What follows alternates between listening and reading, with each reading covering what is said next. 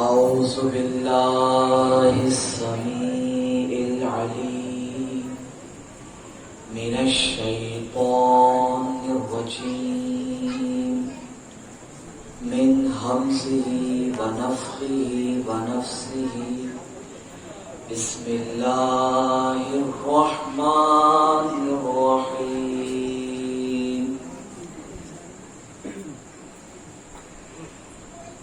الحمد لله الذي علم بالقلم علم الإنسان ما لم يعلم قال الله تعالى في القرآن الكريم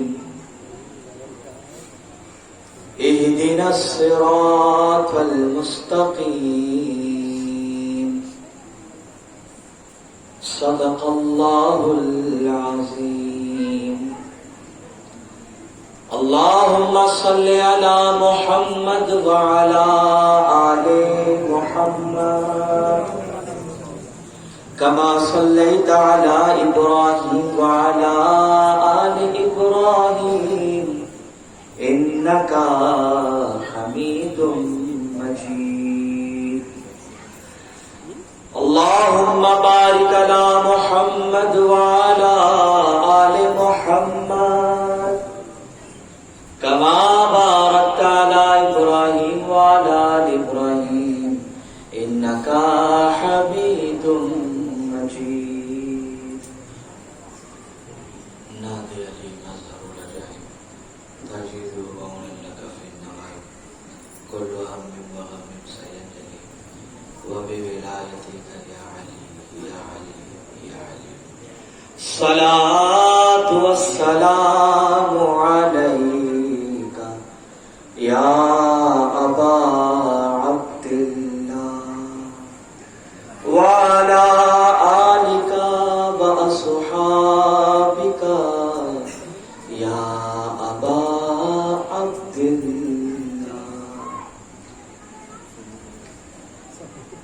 تمام تعریفیں اللہ رب العالمین کے لیے جس نے ہمیں اور آپ کو پیدا کیا. ان گنت بے شمار درود اور سلام رسول کائنات رحمت عالم رسول اعظم اور ان کی تمام آل و اولاد پر. عالم انسانیت کے لیے اللہ رب العالمین نے جنہیں ہدایت بنا کر اس دنیا میں بھیجا. اللہ پاک کی رحمتیں ہوں، برکتیں نازل ہو تمام اصحاب رسول پر اور اولیاء کاملین پر جن کی محنتوں اور کوششوں کے ذریعے اللہ کا دین ہم تک پہنچایا گیا. دینی بھائیوں، بزرگوں اور دوستوں، کچھ باتیں آپ کے سامنے میں عرض کروں. آئیے ہم اور آپ سب مل کر بہت ہی محبت اور عقیدت کے ساتھ نبی اور آل نبی کی بارگاہ مقدس میں بآواز بلند درود پڑھیں.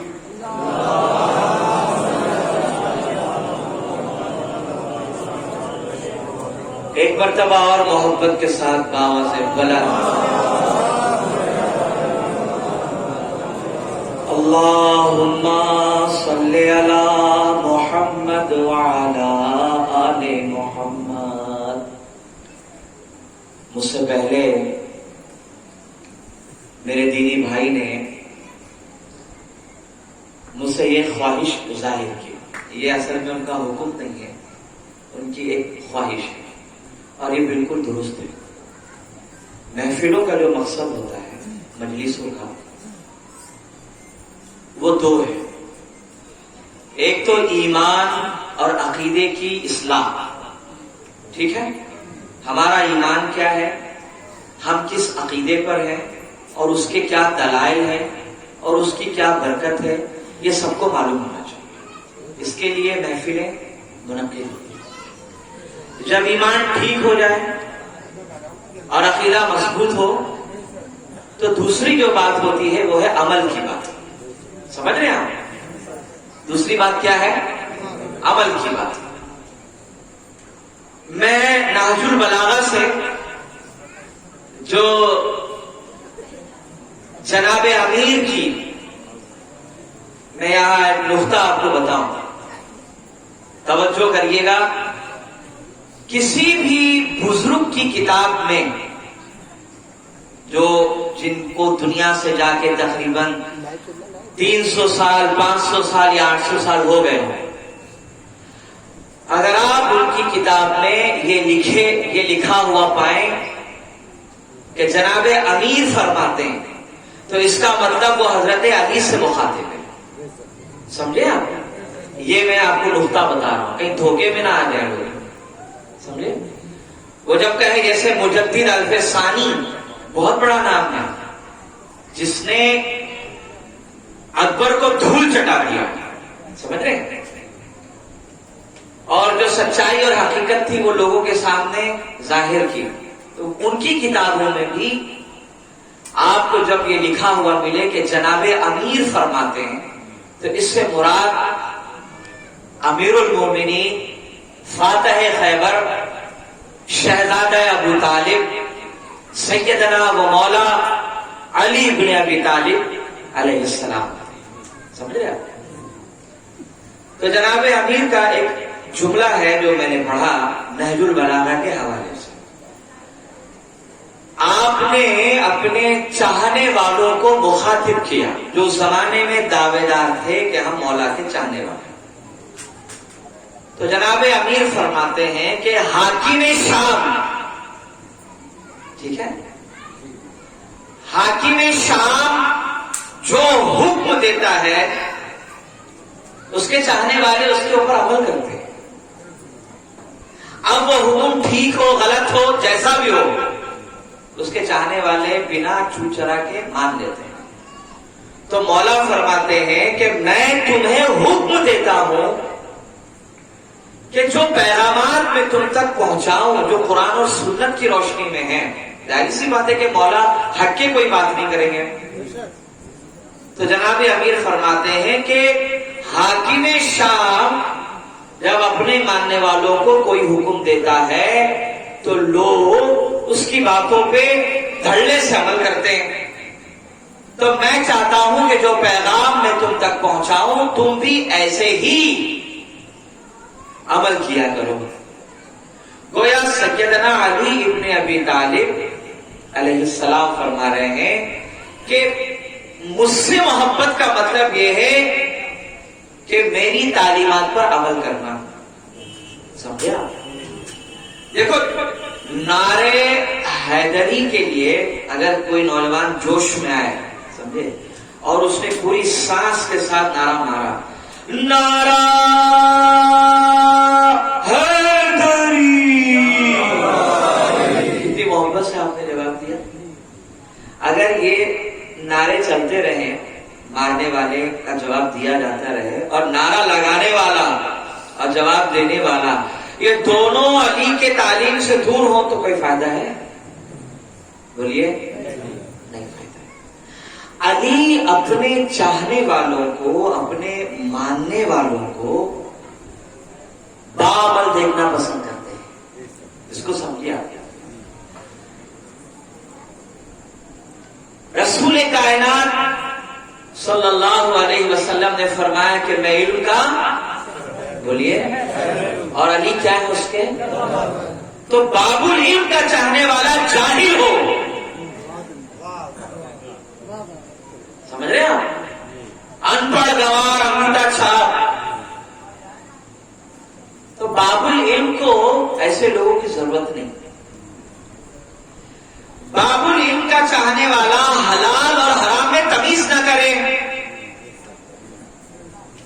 جو آئے آنے دو بھائی، ہماری تجوری بھری رہنی چاہیے بس.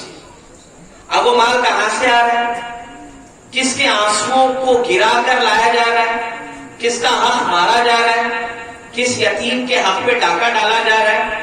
اگر لوگ اس کی فکر نہ کریں تو ایسے لوگوں کو علی پسند نہیں کرتے. ٹھیک ہے، جب علی پسند نہیں کرتے اس کا دوسرا مطلب ہوا کہ نبی نہیں پسند کرتے، اور جب نبی نہیں پسند کریں گے تو اللہ بھی. بولو. بہت اچھی بات میرے دینی بھائی نے مجھے کہا کہ آپ کو اس پر بولنا چاہیے، اور الحمدللہ میں نے کہا کہ ابھی ابھی ہماری ملاقاتوں کا سلسلہ شروع ہوا ہے، ابھی ایام عزا باقی ہے. روزانہ کی تقریروں میں انشاءاللہ آنے والی جو شب ہوگی، آنے والے وقتوں میں اصلاح معاشرہ کے اوپر، سماج میں جو گندگی اور غلاظت اب پھیل رہی ہے اس پر بات ہوگی. ورنہ صاحب صرف فضائل فضائل فضائل فضائل چلتے رہیں اور عمل کی کوئی بات نہ ہو تو پھر علی کو بھی ایسی مجلسیں پسند نہیں. علی کو بھی ایسی مجلسیں نہیں پسند جہاں صرف مولا کے فضائل بیان کی جائے اور مولا کی نماز کے بارے میں کوئی ذکر ہی نہ ہو. سمجھ رہے ہیں آپ؟ دیکھو علی کعبے میں آئے. ابھی میں نے تقریر بھی شروع کی کیونکہ میرا موضوع تھوڑا الگ ہے. آج انشاءاللہ ہم بات کریں گے 5 تن کی پہلی ذات سرور کائنات کے فضائل کے اوپر جو ہمارے آقا و مولا ہے. ٹھیک، اب میں نے شروع نہیں کی، انشاءاللہ اس پر بات ہوگی، لیکن ضمن بات آگے جو میں بات رکھ رہا ہوں. میں یہ کہہ رہا تھا کہ علی کعبے میں آئے. یہ غور کریے گا بات کو. رجب کی، زور سے بولیے، کتنی تاریخ؟ زور سے، ادھر والے بولیے، یاد ہونا چاہیے. رجب کی 13 تاریخ کو علی کعبے میں آتے ہیں اور زندگی کے صبح اور شام گزار کر رمضان کی 21 کو اللہ کے گھر سے جاتے ہیں. تو علی کا کعبے میں آنا اور رمضان کی 21 کو اللہ کے گھر سے سجدے کی حالت میں جانا یہ بتاتا ہے کہ علی نے کبھی خدا سے رشتہ توڑا ہی نہیں. سمجھ رہے ہیں آپ؟ اور یہ بھی سن لیجیے گا کہ علی کی محبت میں کچھ لوگ جو آپے سے باہر ہو رہے ہیں، جملے ذرا سمجھیے گا، شاید تھوڑے تلخ ہو جائیں لیکن ایمان اور عقیدے کی انشاءاللہ اصلاح ہو جائے گی. علی کے فضائل دیکھ کر، علی کی کرامات دیکھ کر جو علی کو خدا سمجھ بیٹھے وہ یہ جان لے کہ علی جب بھی سجدے میں جاتے تو کہتے سبحان ربی الاعلی. اور علی نے سجدے میں سر رکھ کے بتا دیا کہ میں اللہ کا بندہ ہوں. گمراہ نہیں ہونا چاہیے صاحب.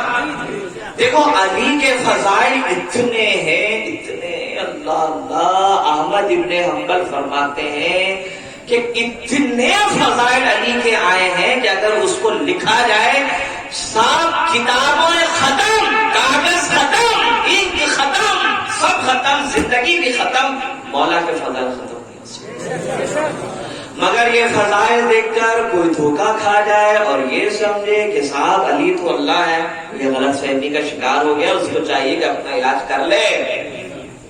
سمجھے؟ اگر وہ مجلس حسین میں آئے اور غم حسین میں آنسو بہائے، خوب خوب روئے، پھر بھی کہیں کہ نہیں صاحب ہم تو علی کو رب مانتے. ان اللہ لا یغفر ان یشرک بہ، اللہ شرک کو معاف نہیں کرے گا. ہاں، علی کیا ہے؟ عبد ہیں، بندے ہیں. کیونکہ زندگی بھر سبحان ربی الاعلی و بحمدہ کہہ کے انہوں نے اللہ کی پاکیزگی بیان کی. ٹھیک ہے، تو یہ چیز ذہن میں رکھیے کہ باب العلم جو ہے تو علم والوں کو پسند کریں گے. تو یہ مجلسیں اصلاح کے ساتھ ساتھ عمل کی، عقیدے کے لیے بھی منعقد کی جاتی ہے. یہ 10 دنوں کے اندر کہ عقیدے ٹھیک ہو اور انسان عمل کی طرف آئے. آپ مجھے بتائیے کہ مولا کا چاہنے والا ایک آدمی، جتنی آپ نے پڑھا ہو کہیں بھی، جو کتابیں آپ نے پڑھ لی، ایک آدمی سے مجھے بتا دیجئے کہ جناب یہ مولا سے بہت محبت کرتا تھا اور سود کھاتا تھا، ہاں شراب پیتا تھا، صاحب نماز نہیں پڑھتا تھا، لیکن علی سے بڑی محبت ہے. کوئی ایسا ہے آپ نے پڑھا ہے؟ علی کے چاہنے والوں کو جب بھی دشمنان علی نے دیکھا تو حالت سجدے میں دیکھا یا قرآن کی تلاوت کرتے ہوئے دیکھا؟ سمجھے آپ؟ دشمنان علی نے جب بھی علی کے چاہنے والوں کو دیکھا، چاہے گھر میں، چاہے مسجد میں، چاہے حرم میں، چاہے مدینے میں، چاہے صفین میں، چاہے جبل میں، قرآن پڑھتے نظر آ رہے ہیں صاحب یا نماز پڑھتے نظر آ رہے ہیں. تو علی جو ہے اللہ کے بندے ہیں اور عبادت گزار کو پسند. عبادت نہیں چھوٹنی چاہیے. شب عاشور پر جب بات ہوگی نا تو ہلکا سا میں اشارہ کر دوں پھر اپنی بات شروع کرتا ہوں. شب عاشور جب آپ کو معلوم ہے کہ بھائی کل میری موت ہونے والی، میں ایگزامپل دے رہا ہوں آپ کو، کل مجھے پتا ہے کہ بھائی میری موت ہونے والی ہے، تو میں کیا کروں گا؟ زیادہ سے زیادہ دوست و احباب کو، رشتہ داروں کو، آس پڑوس والوں کو، یا دور دراز میں کوئی رشتہ دار اس کو بلا لوں گا، بھائی ٹکٹ کرو آ جاؤ. پراپرٹی ہے بھائی اتنا اتنا فلاں کو دے دو، اتنا اتنا فلاں کو دے دو، اور مجھے معاف کر دو، یہ کر دو، یہ سلسلہ چلتا رہتا ہے انسانوں کا. مگر شب عاشور حسین ابن علی علیہ السلام اور ان کے تمام چاہنے والے انصار اور اہل بیت نے وہ رات عبادت میں گزاری ہے، اور عبادت کر کے امت کو یہ پیغام دیا ہے کہ ہم ہی اصل میں اہل بیت ہیں جو اللہ کی عبادت کا حق ادا کرنے والے ہیں. ہم دشمنوں کے درمیان ہو تب بھی عبادت گزار ہیں، گھر میں ہو تو تب بھی عبادت گزار ہے. عزیزان ملت اسلامیہ، اللہ ہم سب کو ایسا بنا دے جیسے علی ہم کو دیکھنا چاہتے ہیں. علی ہمیں نیک، پرہیزگار، متقی، اللہ سے ڈرنے والا دیکھنا چاہتے ہیں. انشاءاللہ آنے والی نشستوں میں، مجلسوں میں وقتاً فوقتاً اصلاح سماج کے بارے میں میری ماں اور بہنوں کے حوالے سے بھی انشاءاللہ گفتگو ہوگی، تاکہ جب یہ اپنے گھر جائیں تو جناب زینب کون ہے، ام کلثوم کون ہے، جناب رقیہ کون ہے، جناب رباب، ام لیلا، شہربانو، ان کی زندگی کو سمجھ کر جائیں اور اپنے بچوں کو وہ چیزیں سکھائیں. تو اللہ تعالی ہم سب کو ایسے اعمال کی توفیق نصیب فرمائے جس سے کہ اس کی ہمیں رضا حاصل ہو. آمین. چلیے اپنی گفتگو شروع کرنے سے پہلے بڑے ہی محبت کے ساتھ بآواز بلند صلوات محمد وعلی آل محمد وبارک وسلم. صلاۃ و سلام علیک یا رسول اللہ صلی اللہ علیہ وآلہ وسلم. چند پوائنٹس تھے جو میں چاہتا ہوں کہ آج کی اس محفل کے اندر میں اس کو کور کروں. دیکھیے شروع سے ہی اہل سنت کی محفلوں کا یہ ایک یوں کہہ لیجیے گا کہ پہچان ہے کہ جب ہماری محفل ختم ہوتی ہے تو ہم بادم کھڑے ہو کر نبی اور ان کی آل پر سلام کرتے ہیں. سب سے مشہور سلام جو ایک زمانے سے پڑھا جا رہا ہے وہ ہے یا نبی سلام علیکہ، یا رسول سلام علیکہ، یا حبیب سلام علیکہ، صلوات اللہ علیکہ. حالات اور نظریے کے حساب سے جیسے جیسے لوگ دنیا میں آتے رہے انہوں نے بھی اپنی عقیدت اور محبت کے نذرانے سلام کی شکل میں، نظم کی شکل میں پیش کرتے ہیں. کچھ سلام ایسے ہیں کہ صرف وہ سلام نہیں ہے، اس کے پیچھے چھپا ہوا ایک میسج ہے، ایک عقیدہ ہے، ایک ایمان کی بات ہے. لوگوں کو چاہیے کہ اس عقیدے اور ایمان کی بات کو سمجھیں اور اسے اپنی زندگی میں لے کر آ جائیں. جیسے ہم صبح شام ایک سلام پڑھتے ہیں اور وہ سلام یہ ہے، وہ مصطفیٰ جان رحمت پہ لاکھوں سلام، شمع بس میں ہدایت پہ لاکھوں سلام. اور اسی کے بہت سے اشعار میں یہ بھی اشعار ہم پڑھتے ہیں جبکہ پڑھنا چاہیے کہ سیدہ ظاہرہ طیبہ طاہرہ. کس کو کہہ رہے ہیں؟ جناب زہرا کو سیدہ ظاہرہ طیبہ طاہرہ جان احمد کی راحت پہ لاکھوں سلام. اور کہہ رہے ہیں کہ حسن مجتبی سید الاسقیاء راکب دوش عزت پہ لاکھوں سلام. یہ جو اشعار ہیں ان اشعار کے پیچھے پیغام ہے، اور یہ پیغام یہ ہے جو سمجھداروں کو سمجھ میں آ جاتی ہے بات، وہ یہ ہے کہ اگر آپ علی کو کہہ دیں علیہ السلام، کیا کہتے ہیں؟ تو لوگ کہتے ہیں یار علیہ السلام کہتے ہیں، کہتے نہیں کہتے. حسن علیہ السلام، حسین پیچھے والے علیہ السلام. تو یار آپ حسن اور حسین کو جناب زہرا کو علیہ السلام کہہ رہے ہیں، تو جب آپ علیہ السلام کہتے ہیں تو ایک بار آپ نے سلام کہا، کتنی بار؟ اور ان اشعار میں لاکھوں سلام کی بات ہو رہی ہے. آپ ایک سلام سے اتنے گھبرائے ہوئے ہیں، میں یہ سمجھا رہا ہوں آپ کو. آپ ایک سلام سے ڈر گئے، آپ ایک سلام سے گھبرا گئے. صاحب یہاں لاکھوں سلام بھیجے جا رہے ہیں اور تب بھی عقیدہ مضبوط ہے. تو لاکھوں سلام اہل بیت پر بھیج کر بھی جب انسان سنی رہ سکتا ہے تو ایک علیہ السلام کہہ کر سنی کیوں نہیں رہ سکتا؟ میں یہ سمجھا رہا ہوں آپ کو. تو اگر کہیں آپ سنیں تو یوں سمجھ لیجیے گا کہ سامنے والے جو کہہ رہے ہیں مولوی صاحب، ان کا ہوم ورک اچھا نہیں ہے. سمجھ رہے ہیں؟ ہوم ورک اچھا نہیں ہے. دیکھو ایمانداری کی بات یہ ہے کہ ہم اور آپ اہل بیت کو کیا سلام بھیجے. سلام کہتے ہیں رحمت کی دعا. ہم اور آپ صاحب کیا دعا کرے، ہم تو خود ان کی دعاؤں کے محتاج ہیں. ہم تو سلام اس لیے بھیجتے ہیں تاکہ دنیا کو پتا چل جائے کہ ہم نے ساری زندگی ان کے گھر کی دہلیز کا نمک کھایا ہے. تو نمک حرام نہیں ہے، ہم نمک حرام لوگ نہیں ہیں. بس یہ ہے، اس لیے کہہ دیتے ہیں ہم علیہ السلام. ورنہ ہم کہتے ہیں جناب زہرا کو آپ پہ اللہ کی رحمت ہو، جو خود رسول کے لیے رحمت ہو، جو خود رسول کے لیے رحمت ہو. جیسے بیٹیاں، اللہ کے نبی نے کیا کہا کہ بیٹیاں رحمت ہوتی ہے نا باپ کے لیے. رسول اعظم ایمان ہے اور اس ایمان کے لیے رسول کی شہزادی خود رحمت بن کر تشریف لائے. سمجھ رہے ہیں آپ؟ عزیزان ملت اسلامیہ دیکھیے، اہل بیت الگ ہیں، صحابہ الگ ہیں. صحابہ کا ادب اور احترام ضروری ہے، لیکن اہل بیت ان سے بہت جدا ہے. بس اسی امتیاز کے لیے سلف صالحین نے، اولیاء اللہ نے جب بھی کتابوں میں لکھا تو ان کے نام کے ساتھ علیہ السلام ہی لکھا. تو اس میں آپ کو اتنا گھبرانا نہیں چاہیے. اور الحمدللہ میں یہاں ماحول دیکھ چکا ہوں، یہاں کے بچے بھی جب حسین کہتے ہیں تو علیہ السلام ہی کہتے ہیں. یہ بہت بڑی بات ہے. اور یہ تربیت کہاں سے ہوتی ہے؟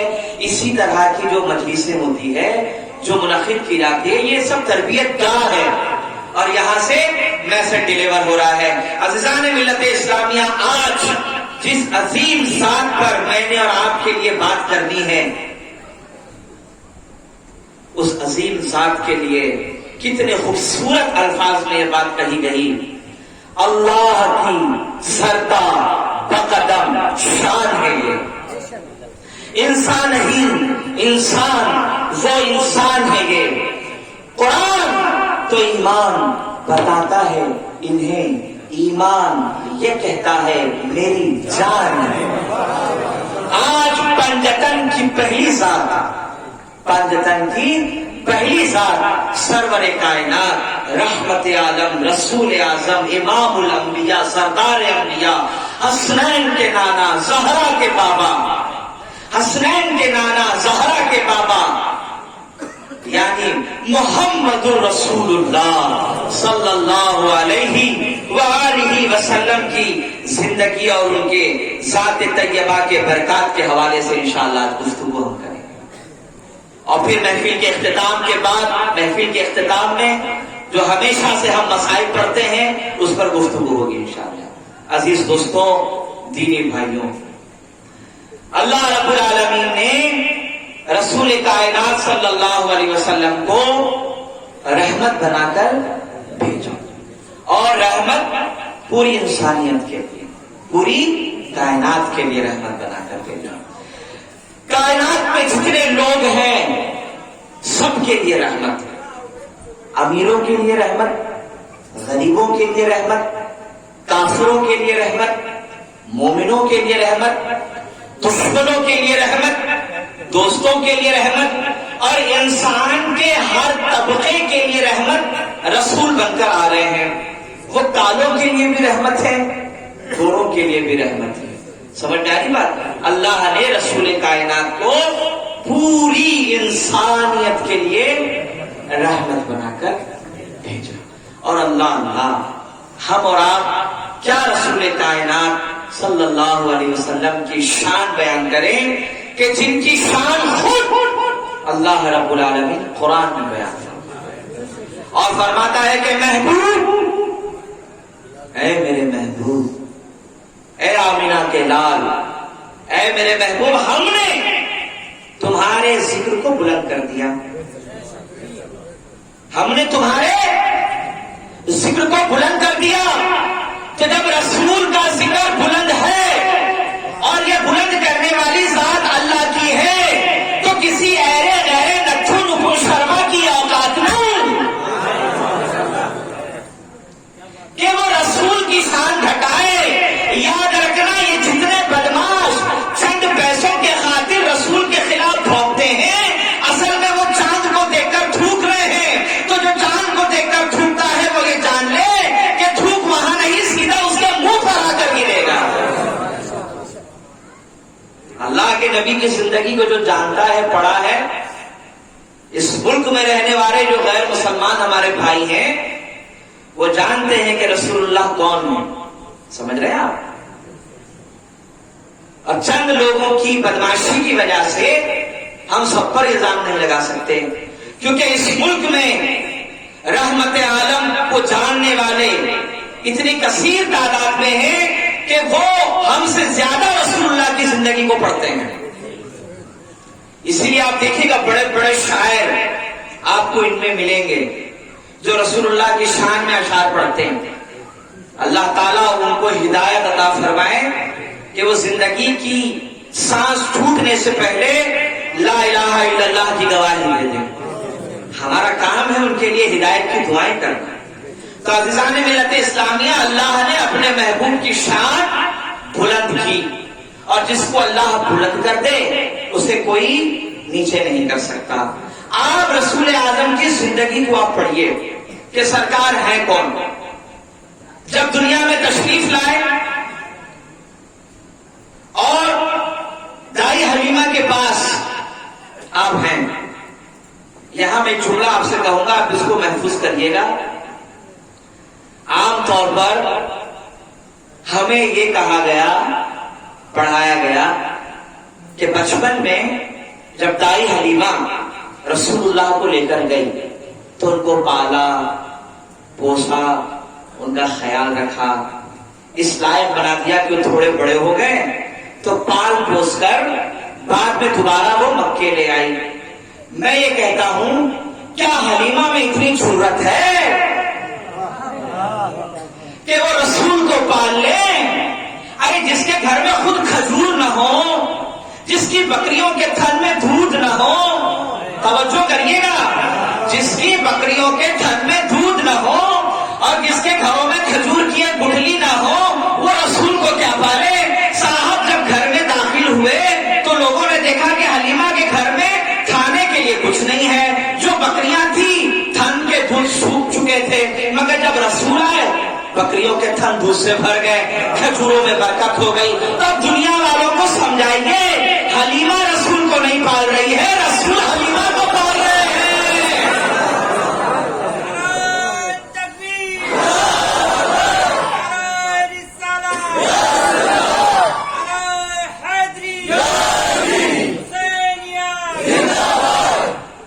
آپ سمجھ رہے ہیں میری بات کو؟ یہ جو میں کہہ رہا ہوں صحیح کہہ رہا ہوں، غلط کہہ رہا ہوں؟ بھائی جس کے گھر میں کھجور نہیں ہے کوئی بات نہیں، لائٹ آئے گی، حسینی جائے وہیں بیٹھے رہیے گا. بہت اچھی بات ہے. اور ان کیس کبھی لائٹ آئے گئی میں اپنی بات کرتے رہوں گا، بس آپ توجہ سے دھیان رکھیے گا. تو جس کے گھر میں کھجور نہ ہو، بکریوں کے دودھ نہ ہو، وہ کیا رسول اللہ کو پال سکے؟ سرکار کے گھر میں آتے ہی جو برکتیں آپ دیکھ رہے ہیں اور جناب حلیمہ کے دوسرے بچے کھا پی رہے ہیں، یہ سب رسول کی برکت سے. تو اب رسول اللہ حلیمہ کو پال رہے ہیں، نہ کہ حلیمہ رسول کو پال. یہ شان والے ہمارے نبی. یہ بچپن ہی سے غریبوں کی فکر ہے اور امت کو سمجھا رہے ہیں کہ میرے امتی ہو تو غریبوں کے حق نہ مارنا. سمجھ رہے ہیں آپ؟ غریبوں کے حق نہیں مارنا، یہ ہے رسول اللہ کی زندگی. یہ بچپن سے سکھا رہے ہیں. اور روایتوں کے الفاظ یہ ہیں کہ بعض روایت میں لکھا ہوا ہے کہ آپ صلی اللہ علیہ وسلم جب جناب حلیمہ کا دودھ نوش فرماتے تھے تو ایک تھن سے پیتے تھے اور دوسرا تھن چھوڑ دیتے تھے. تو جناب حلیمہ چاہتی تھی کہ یہ جو برکت والا بچہ ہے یہ پیٹ بھر کے دودھ پیے. تو جب دوسری طرف رخ کرتی، سرور کائنات بچپن کے حالت میں اپنا منہ وہاں سے پھیر لیتے تھے. کیوں بھائی؟ اس لیے کہ رسول بچپن میں یہ سکھا رہے ہیں کہ حلیمہ کی اور بھی اولادیں ہیں. اگر سارا دودھ میں پی جاؤں تو گویا کہ میں نے حق مار دیا. اور رسول بچپن سے بتا رہے ہیں امت کو کہ میں وہ نبی ہوں جو تمہیں یہ بتا رہا ہوں کہ خود بھوکے رہنا لیکن کسی کا حق. یہ سیرت رسول ہے اور اس کی ضرورت ہے آج امت کو. صاحب دیکھو، حاجی بننا کمال کی بات نہیں ہے، ہاں نمازی بننا کمال کی بات نہیں ہے.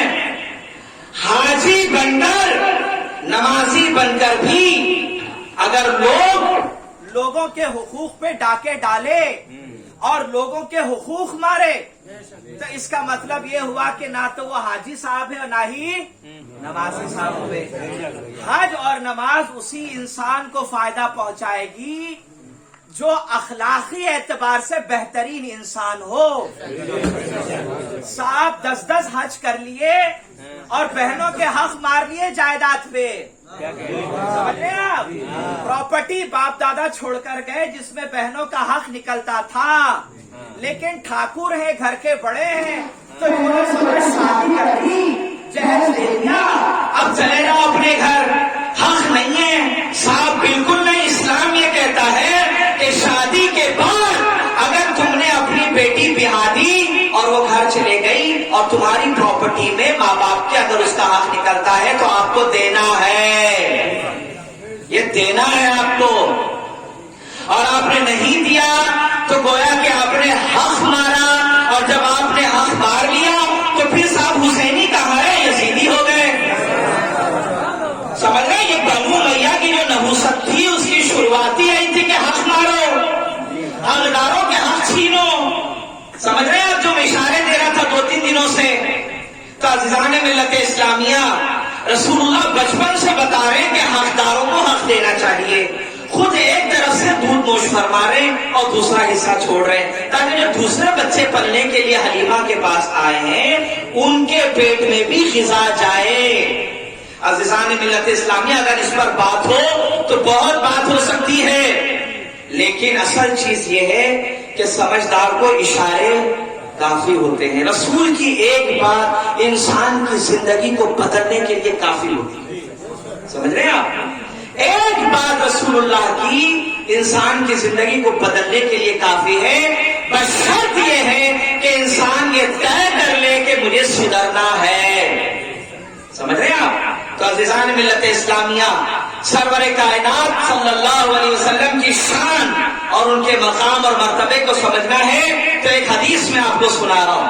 بہت توجہ سے سنیے گا حدیث، انشاءاللہ بڑا لطف آئے گا. اس میں ایک نقطہ میں پیش کر رہا ہوں.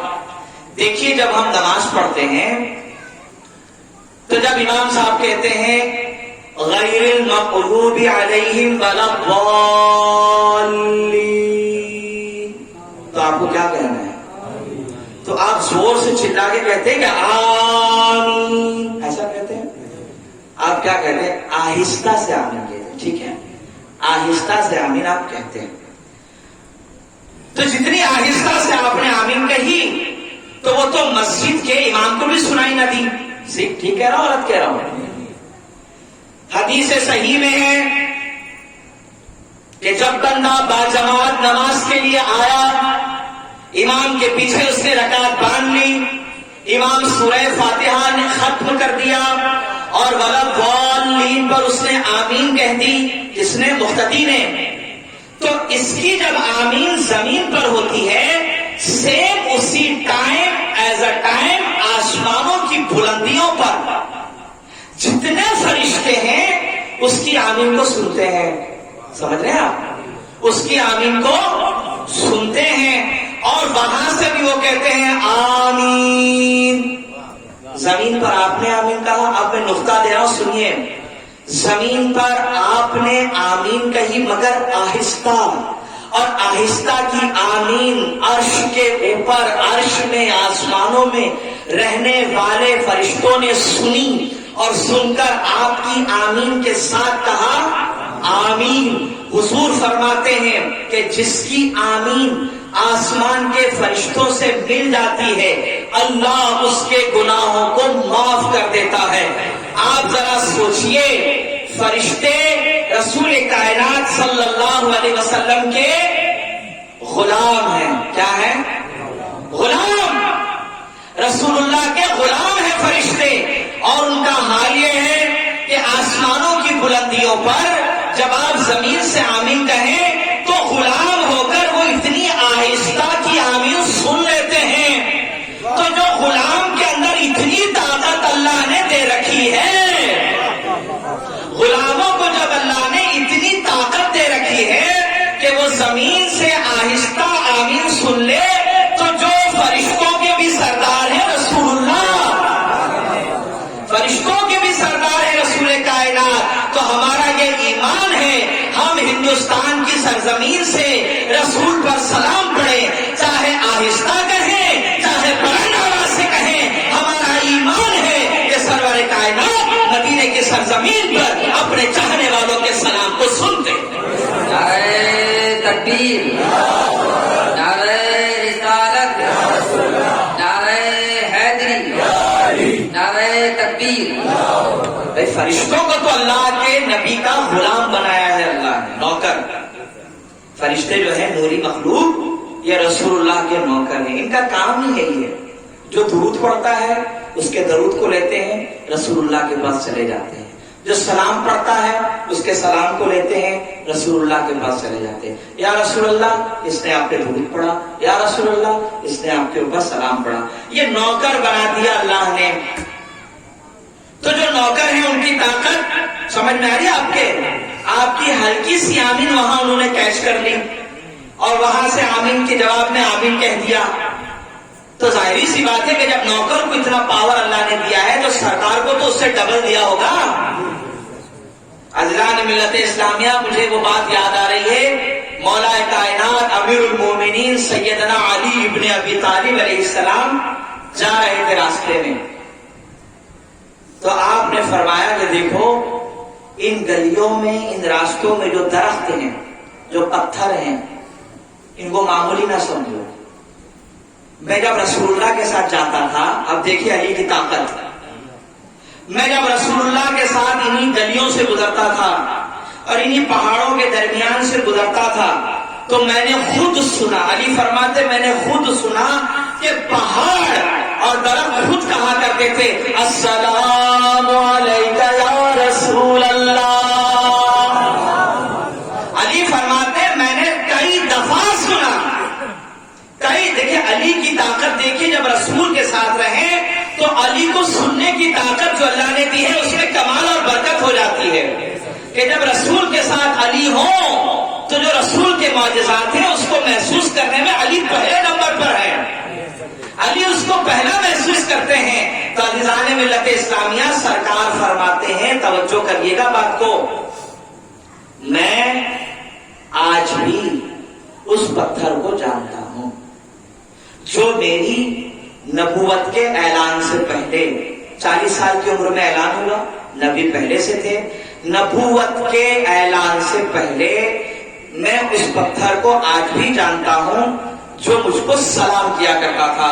تو عزیزان ملت اسلامیہ، پتھر رسول کو سلام کرے تو رسول کہے میں بھولا نہیں، پتھر رسول کو سلام کرے تو سرکار فرماتے میں بھولا نہیں. تو یہ ناممکن بات ہے کہ آپ کا امتی آپ کو سلام کرے، آپ کا امتی آپ پر درود پڑھے، آپ کا امتی آپ کو سلام کرے، آپ پر درود پڑھے، اور اس کے بعد وہ مر جائے، پھر قبر میں جائے، سوال ہو من ربو کا ما دینو کا، پھر سرور کائنات کو دکھایا جائے اور پوچھا جائے ان کے بارے میں کیا کہتے ہو. میرا یہ یقین کہتا ہے کہ جب تیسرا سوال ہوگا ان لوگوں سے جو نبی پر درود پڑھا کرتے تھے، نبی کو سلام کیا کرتے تھے، تو اللہ کے نبی فرشتوں سے کہیں گے اس سے کیا پوچھتے ہو؟ ارے مجھ سے پوچھو، میں بتاؤں گا کہ یہ کون ہے. اس لیے کہ جو پتھر مجھے سلام کرتا تھا میں جب اسے نہیں بھولا، یہ تو میرا امتی ہے. جب یہ سلام کرتا ہے تو میں اسے کیسے بھول سکتا ہوں؟ نعرہ تکبیر، نعرہ رسالت، نعرہ حیدری، عزیزان ملت اسلامیہ، بہت بڑی بات ہے، اور اللہ کا احسان ہے کہ اللہ رب العالمین نے ایسے مقدس اور بابرکت خیر و برکت والے نبی کا ہمیں امتی بنایا. بہت بڑی بات ہے. اگر اللہ رب العالمین جناب عیسیٰ کی امت میں آپ کو اور مجھے پیدا کرتا تو ہم جھگڑا کرتے. جناب موسیٰ کے زمانے میں آپ پیدا ہو جاتے، میں پیدا ہو جاتا، ہم کیا کر سکتے ہیں؟ کچھ نہیں، ان کے امتی کہلاتے. لیکن قربان جائیے اللہ نے ہمیں ان کا امتی بنایا جو نبیوں کے سردار ہیں. سمجھ رہے ہیں آپ؟ جو نبیوں کے سردار ہیں. تو جب یہ نبیوں کے سردار ہوئے تو اس کا مطلب یہ ہوا یہ امت پچھلی تمام امتوں کی سردار. سمجھ میں آئی بات؟ تو جب یہ امت پچھلی تمام امتیوں کی سردار، تو اس کا مطلب یہ ہوا کہ نبی کے ساتھ جو بھی مقابلہ کرے یا ان کی آل کے ساتھ مقابلہ کرے، ذلت ہمیشہ اس کا مقدر بنے گی. جب اللہ نے آدم کو پیدا کیا اور کہا کہ اس کو سجدہ کرو تو سب لوگ چلے گئے، ایک صاحب نہیں گئے. ٹھیک ہے، تو نتیجہ کیا ہوا؟ قیامت تک کے لیے ذلیل. تو معلوم یہ ہوا کہ جو نبی کے مقابلے میں اکڑ دکھائے وہ ذلیل، اور جو اولاد رسول کے مقابلے میں اکڑتا ہوا آئے وہ ذلیل. آدم کے مقابلے میں ابلیس آکڑا تو لعنت اللہ علیہ ہوا، اور حسین کے مقابلے میں یزید آیا تو لعنت اللہ علیہ ہوا. اب صرف یزید نہیں صاحب، جس چیز کے اندر یزیدیت پائی جائے گی، جس کے اندر یزیدیت پائی جائے گی. اب آپ سوچئے گا کہ یزیدیت کیسے پائی جائے؟ جس کو علی کے فضائل سن کے شک ہو اور وہ کہے کہ صاحب یہ کہاں لکھا ہوا ہے، وہ کہاں لکھا ہوا، آج تک تو ہم نے نہیں سنا، ہمارے مولوی صاحب نے تو ہم کو نہیں بتایا. سمجھ رہے ہیں آپ؟ ہمارے مولوی صاحب نے تو ہم کو نہیں بتایا، یہ آپ کہاں سے لے آئے؟ صاحب ہم نہیں مانتے، آپ تو شیعوں کی بات کرتے ہیں، آپ ان کو سنتے ہیں، آپ ان کی کتابیں پڑھتے ہیں. یہ جو شک والی جو باتیں لاتے ہیں، سمجھ جائیے گا کہ یزیدیت پائی جا رہی ہے. ورنہ ایمانداری کے ساتھ آپ ایک بات بتائیے بھائی، صحیح حدیث میں ہے اللہ کے نبی علیہ السلام فرماتے ہیں کہ علی سے مومن محبت کرے گا، برابر، منافق علی سے محبت. چلو پوری دنیا کا سروے کرو آپ ایمانداری سے، جیسے جنگل منع ہوتی ہے نا، آپ ایک سروے کر لیں اور مجھے بتائیے کون ہے ماں کا چنا جو اس دنیا میں رہتا ہے اور وہ علی کے خلاف ہے؟ آپ بتاؤ، ہے کوئی؟ کسی بھی جماعت میں جائیے، کسی بھی مسلک میں جائیں آپ، اس کو پوچھو صاحب آپ تبلیغی جماعت والے ہیں، چلوں میں جاتے ہیں، آپ علی سے محبت کرتے نہیں کرتے؟ کہنا استغفر اللہ، کیوں نہیں، ہم تو علی سے محبت کرتے ہیں. آپ دیوبندی ہیں، علی کے بارے میں کیا خیال ہے؟ نہیں صاحب وہ تو امیر المومنین ہے، اللہ کے ایک بندے، ہمیں بڑی محبت ہے. کیوں بھائی سلفیہ، سعودی ریٹرن، اہل حدیث، آپ کا کیا خیال ہے؟ نہیں علی سے ہمیں محبت ہے. تو پھر منافق کا ہے بھائی؟ ہاں ہے یا اس زمانے کے سب مر گئے؟ ہیں ابھی بھی تو ڈھونڈنا پڑے گا نا آپ کو. دیکھو اس زمانے کا جو منافق تھا اس کے اندر یہ خباثت تھی کہ وہ علی کے بغض کو برملا کہتا تھا کہ صاحب ہم نہیں مانتے. اور آج جو منافق ہے اس کی ماں نے ایسا دودھ نہیں پلایا کہ وہ ممبر پر بیٹھ کے بولے صاحب ہم علی کو نہیں مانتے، ہم علی کو نہیں مانتے. کیونکہ جیسے ہی وہ یہ جملہ کہے گا تو جو جھوٹے اور لات کی جو برسات ہوگی وہ دنیا پھر دیکھے گی. تو جتنے منافقین چھپے ہوئے ہیں انہوں نے کہا بھائی یہ خطرناک مسئلہ ہے، علی کے خلاف کچھ نہیں بول سکتے، بھلے ہم منافق ہیں تو کیا ہوا. تو انہوں نے کہا نہیں صاحب ایک راستہ ہے، یہ کہہ دو ہم علی سے محبت کرتے، علی سے محبت کرتے. مگر ہے منافق. مگر آپ کو پتا کب چلے گا کہ یہ منافق ہے؟ مجلس عذاب ہے، محرم میں، 10ویں میں جو تعزیت دیکھے کہ یہ کیا ہے سمجھ جائیے گا چھپے ہوئے تھے نکلے باہر. جو عالم دیکھے کہ ارے یہ کیا ہے نکالا آپ نے، سمجھ جائیے آپ کی غلطی نہیں اماں کی غلطی ہے. سمجھ رہے ہیں؟ یہ آپ نے بھیڑ جمع کر رکھی ہے، روزانہ مٹھائیاں بانٹی جا رہی ہے صاحب، یہ سب کرنے کی کیا ضرورت ہے؟ سمجھ جائیے گا چھپے تھے نکل کے باہر آ رہے ہیں آپ. تو دیکھیے کھل کے کوئی علی کے خلاف نہیں بولے گا. علی کے خلاف نہ تو دیوبندی کھل کے بولے گا، نہ اگر ان میں منافقت ہے تو نہیں بولے گا، اہل حدیث نہیں بولے گا، تبلیغی نہیں بولے گا. کیونکہ وہ ڈرتے ہیں کہ اگر ہم نے بولنا شروع کر دیا تو اچھا میں ان تینوں کو کیوں نام دوں کہ ہمارے یہاں نہیں پائے جاتے. سارا بوال انہیں کے سر پہ کیوں ڈالا جائے؟ ہمارے یہاں نہیں پائے جاتے. اب تو صاحب گندگی ناسبیت اہل سنت میں ایسا گھس رہی ہے کہ اللہ کی پناہ اچھے اپنے آپ کو اہل سنت کہلانے والے کہتے ہیں صاحب یزید کے بارے میں آپ زیادہ بات نہ کیا کریں، اس کا کوئی قصور نہیں تھا. ارے ساری زندگی آپ کو پیر سمجھتے رہے، ساری زندگی آپ کے ہاتھ پہ بیعت دی اور لعنت ہو آپ کے عقیدے پر کہ جب موت کا وقت قریب آیا تو حسینی رہنے کے بجائے آپ یزیدی بن رہے ہیں. اللہ نے ملت اسلامیہ منافق کہیں بھی ہو آسانی سے پہچانا نہیں جائے گا. اس کے لیے صحابہ نے ایک فارمولا دیا. رسول اللہ کے صحابہ فرماتے ہیں ہماری یہ عادت تھی کہ جب ہم مسلمانوں کے درمیان میں جاتے نمازی پرہیزگار تہجد گزار قرآن کی تلاوت کرنے والا دیکھتے تو سمجھتے تھے یار بڑا مومن آدمی ہے. تو انہوں نے کہا نہیں ایک کام کرتے ہیں ان کے سامنے ابو طالب کے بیٹے کا ذکر کرتے ہیں. میں سمجھا رہا ہوں آپ سمجھتے رہیے گا. ان کے سامنے میں ابو طالب کے بیٹے کا ذکر کروں گا. صحابہ نے یہ فارمولا دیا کہ صحابہ کہتے ہیں ہم لوگوں کے درمیان جا کر جان بوجھ کر علی کے بارے میں بات کرتے تھے. تو جب وہ علی کا نام سن کے خوش ہوتے تھے ہم سمجھ جاتے تھے کہ مومن ہے. اگر ٹال مٹول کیا کرتا تھا تو سمجھ جاتے تھے کہ منافق کی اولاد ہے. تو یہ جو ذکر حسین ہے یہ اصل میں منافقت کو پہچاننے کا یہ 10 دن کا ایک بہت بڑا اجتماع ہے جو حسین کرواتے ہیں آپ سے کہ مجلس میں بلاؤ اعلان کرو جو مومن اور پاک ماں کی اولاد ہوگی وہ آئے گا. سمجھ رہے ہیں آپ؟ جو مومن اور پاک ماں کی اولاد ہوگی وہ آئے گا. اور جو مومن نہیں ہے دل میں کہیں چھپٹ ہے کپٹ ہے صاحب وہ ٹال مٹول کریں گے بھاگ جائیں گے اور کہیں نہ کہیں سے منافقت ان کے چہرے سے نظر. اللہ نے ملت اسلامیہ انشاءاللہ جب ذکر علی پر بات ہوگی تب آپ کا رنگ چڑھے گا. انشاءاللہ مجھے امید ہے کہ جب میں ذکر حیدر آپ کے سامنے رکھوں گا. ابھی تو مجلسیں ہیں. اللہ کے نبی علیہ السلام کی شان اللہ اللہ اللہ اللہ ساری انسانیت کے لیے رحمت برکت بن کے تشریف لا رہے. ساری انسانیت کے لیے رحمت برکت بن کر تشریف لا رہے. اگر میں حضور پاک علیہ السلام کی ایک ایک برکت آپ کو بتاؤں مجلس ختم ہو جائے گی مگر حضور کی برکتیں ختم نہیں ہوگی.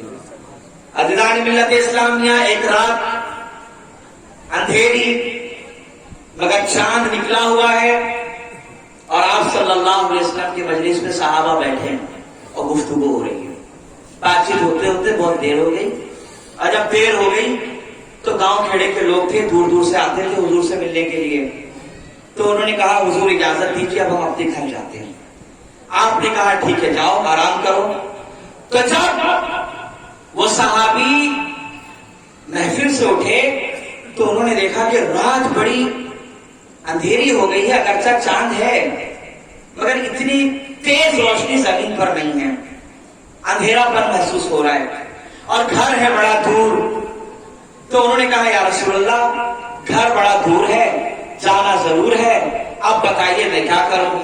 تو آپ صلی اللہ علیہ وسلم نے کہا کہ ادھر آؤ. جب وہ قریب آئے تو ان کے ہاتھ میں تھی لاٹھی، جس کو آپ کیا کہتے ہیں آسا. ٹھیک ہے نا، آپ نے دیکھا ہوگا بڑے بوڑھے لے کر چلتے ہیں. تو کہا ادھر لاؤ. جب وہ لائے تو آپ صلی اللہ علیہ وسلم نے، اللہ کے پیارے محبوب نے اپنے مبارک ہاتھ کو اس لاٹھی کے اوپر بس کیا. صحابی فرماتے ہیں اللہ کی قسم جیسے ہی رسول اللہ نے اپنے مبارک ہاتھ میری لاٹھی سے لگائے، اب وہ لاٹھی ایسے نورانی اور پرکشش ہو گئی اور ایسے نور کی شعاعیں اس سے نکلنے لگی اور میں سارا راستہ اس سے ماپنے لگا. سارا راستہ مجھے نظر آ رہا ہے. اب میں ایک طرح سے وہ لالٹین بن گئی. سمجھ رہے آپ؟ اب اسی کے سہارے وہ صحابی چلتے چلتے اپنے دوست کے ساتھ گزرتے گئے. ایک موڑ آیا جہاں ایک الگ صحابی کا راستہ تھا، دوسرے صحابی کا گھر الگ تھا.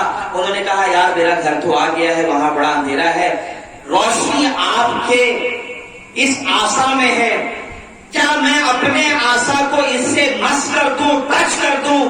کہا کر دو. جب اس صحابی نے اپنی لاٹھی اس سے مس کی، اللہ کی قسم حدیث میں ہے کہ اس صحابی کی بھی لاٹھی الحمدللہ جگمگانے لگی، وہ بھی روشنی دینے لگی اور دونوں صحابی اپنے اپنے گھر کے طرف روانہ ہوئے. یہ ہاتھ ہے رسول اللہ کے، یہ ہاتھ ہے رسول اللہ کے جو لکڑی کو مس کر دیں تو روشنی آ جائے. سمجھ رہے ہیں آپ؟ تو یہ ہاتھ ہے رسول کے، جس کے بارے میں قرآن میں کیا کہا اللہ نے کہ یہ میرا ہاتھ ہے. تو جب رسول لکڑی کو مس کر دیں تو اس سے نور پھوٹے اور لوگوں کی روشنی کے ذریعے سے لوگ اپنے اپنے گھروں تک پہنچے. تو یاد رکھیے گا کہ یہ وہی ہاتھ ہے جو 18 ذی الحج کو علی کے ساتھ بلند ہوا تھا. اور جب یہ ہاتھ بلند ہوا تو پھر اس سے وہ نور نکلا کہ جس سے ولایت کی روشنی آج ہمارے سینوں میں محفوظ ہو گئی. سمجھ رہے ہیں آپ کہ جب رسول ہاتھ لگا دے تو لکڑی جگمگا جائے.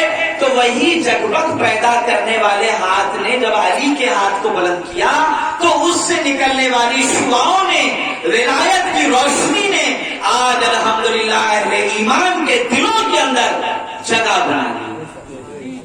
دیکھیے گا بات، برا نہ مانیے گا، علی ولی اللہ سے نفرت کرنے والا، توجہ، علی ولی اللہ سے نفرت کرنے والا پرلے درجے کا بے وقوف اور جاہل ہے.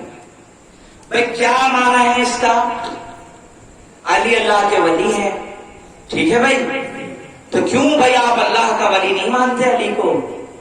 تو جب آپ اللہ کا ولی مانتے ہیں اور ہم یہ کہیں کہ اس کا ترجمہ عربی میں کر دیں تو آپ یہی کہیں گے نا علی ولی اللہ.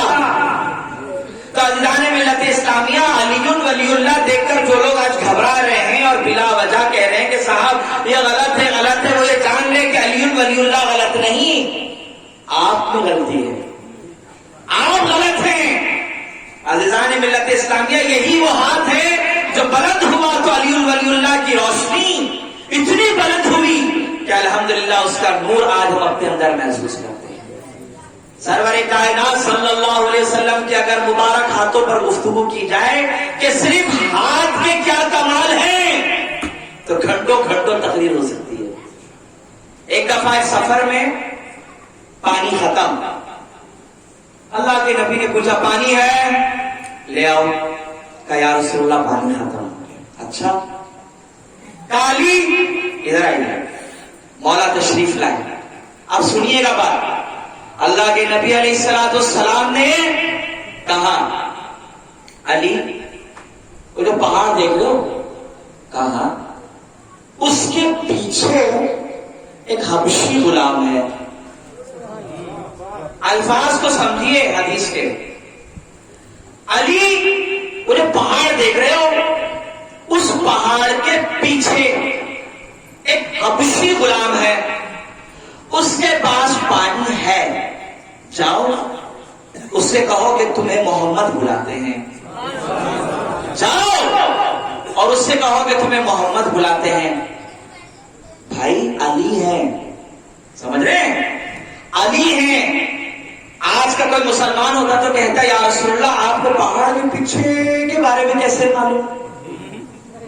آپ پہاڑ کے پیچھے کے بارے میں کیسے معلوم؟